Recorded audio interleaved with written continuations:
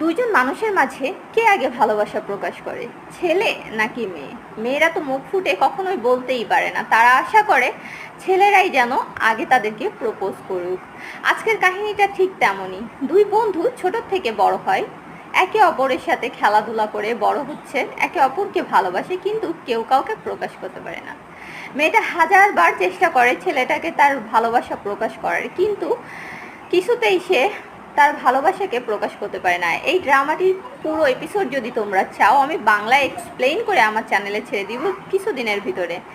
তো এখানে হচ্ছে আমাদের গল্পের হিরো স্কুলে বাস্কেটবল খেলছিল, কিন্তু খুবই রাগান্বিত ছিল। তখন আমাদের হিরোইনের বান্ধবী তাকে জিজ্ঞাসা করে যে আজকে ওকে খুব রাগান্বিত দেখাচ্ছে। তখন হিরোইনের মুখ থেকে ভুল করে বের হয়ে আসে যে হয়তোবা ও আজকে ওর সৎ মায়ের সাথে ঝগড়া করে আসছে।